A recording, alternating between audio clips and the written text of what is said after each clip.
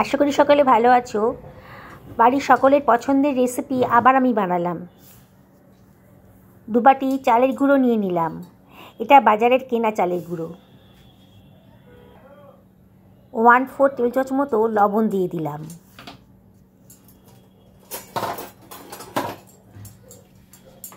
এবার সব কিছু ভালো করে মিশিয়ে নিচ্ছি।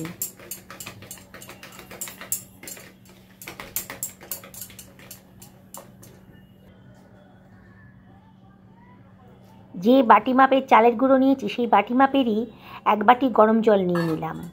নিয়ে আবারও সব কিছু ভালো করে মিশিয়ে নিচ্ছি। খুব ভালো করে মিশিয়ে নিতে হবে।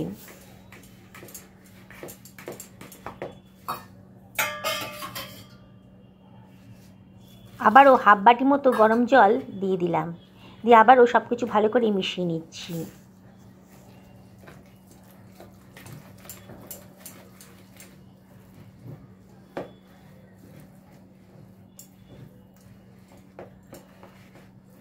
আবারও 1/2 বাটি মতো গরম জল মিশিয়ে নিলাম।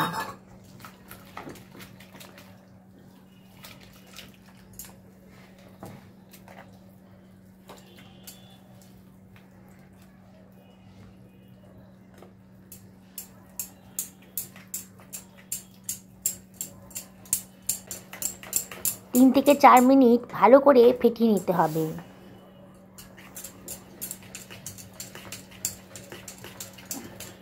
1.5 থেকে 2 ঘন্টা রেস্টে রেখে দেবো। একটা ডেচকির মধ্যে 1 লিটার দুধ নিয়ে নিচ্ছি।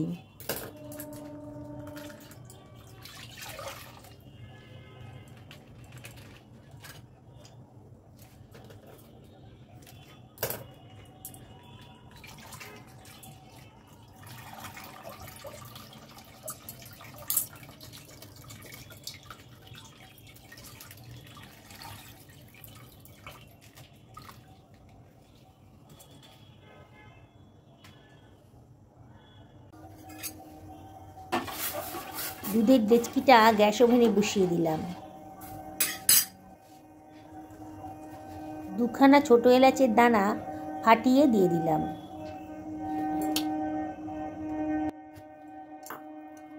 চার টেবিল চামচ মতো গুঁড়ো দুধ দিয়ে দিলাম। খুব ভালো করে মিশিয়ে নেব, যাতে গুঁড়ো দুধগুলো ভালো করে লিকুইড দুধের সাথে মিশে যায়।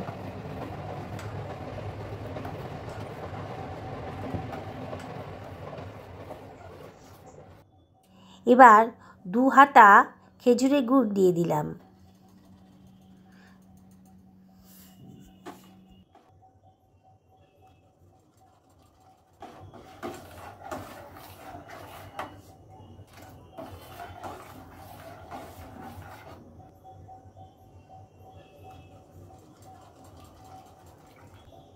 সামান্য একটুখানি লবণ দিয়ে দিলাম।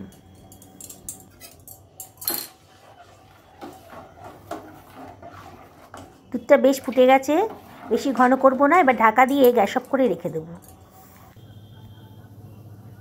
2 ঘন্টা হয়ে গেছে, চালের ব্যাটারটা ভিজিয়ে রেখেছিলাম। আবারও সব কিছু ভালো করে মিশিয়ে নিচ্ছি। খুব ভালো করে ফেটিয়ে নিতে হবে।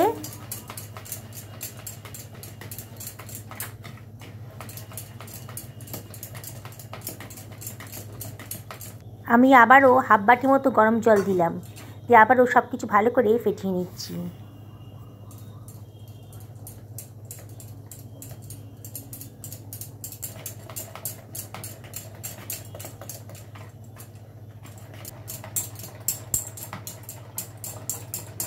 আবারও 2 থেকে 3 মিনিট ধরে ভালো করে ফেটিয়ে নিতে হবে।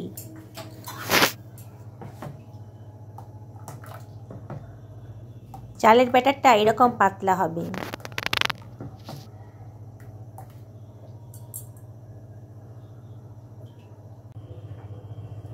প্রথমে মাটির সরায় কয়েকটা পিঠে ভেজে নেব। আমি আগে পিঠে বানিয়েছি, তাই সরাটা পুড়ে আছে। এবার আমি তেল আর জল দিয়ে একটা মিশ্রণ বানিয়েছি, সেটা দিয়ে দিচ্ছি। মাটির সরাটা খুব ভালো করে প্রথমে গরম করে নিতে হবে। তারপরে তেল আর জলের ব্যাটারটা একটু ব্রাশ করে দিয়ে চালের ব্যাটারটা আবারও ভালো করে ঘেঁটে নিয়ে এবার হাতায় করে সরার ভেতর দিয়ে দিচ্ছি।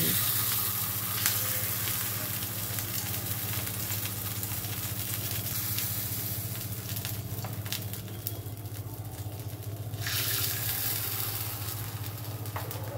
এবারে ঢাকা দিয়ে দেব, আর ওপর থেকে একটু জলের ছিটা দিয়ে দেব।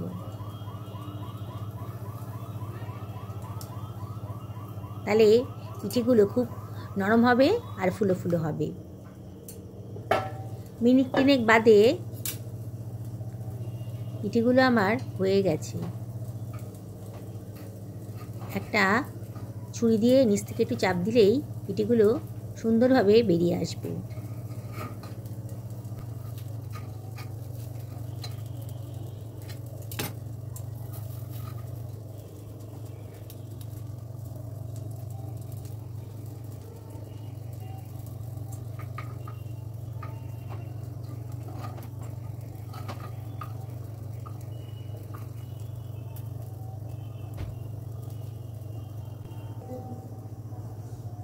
দেখো পিঠেগুলো কত নরম হয়েছে আর জালিদার হয়েছে।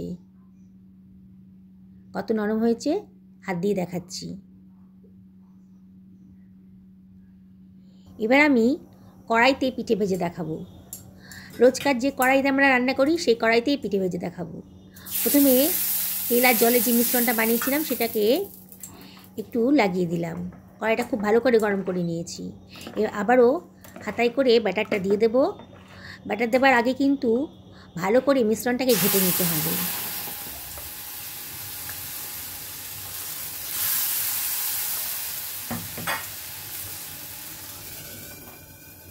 মিনিট 2 ঢাকা দিয়ে রাখবো। 2 মিনিট বাদে কত সুন্দরভাবে পিঠেটা রেডি হয়ে গেছে।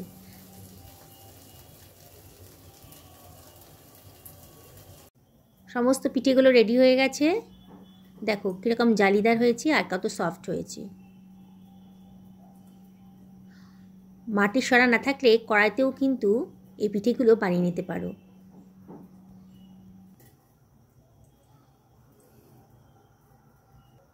দুধটা ঢাকা দিয়ে রেখেছিলাম, এখনও বেশ গরম আছে। এবার আমি পিঠেগুলো এর ভেতর দিয়ে দেব।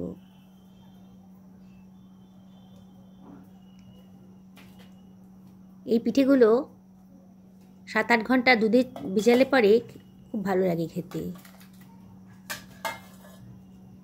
পিঠেগুলো দুধে দিয়ে ভালো করে দুধের মধ্যে ডুবিয়ে দেব।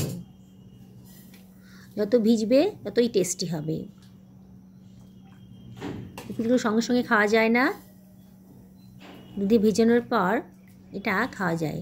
বানানোটা কিন্তু একেবারেই সোজা।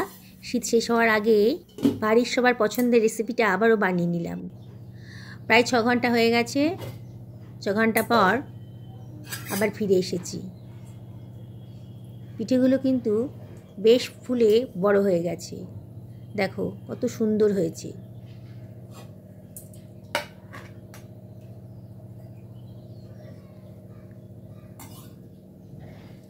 জালিদার হয়েছে, দেখেই মনে হচ্ছে খুব নরম হয়েছে। এটা কড়াই তৈরি পিঠে, আর এই ছোটোগুলো মাটির সরাই বানিয়েছি।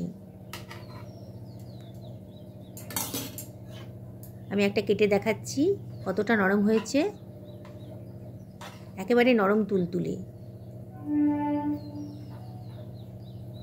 ছোটো পিঠেগুলো একেবারে নরম হয়েছে।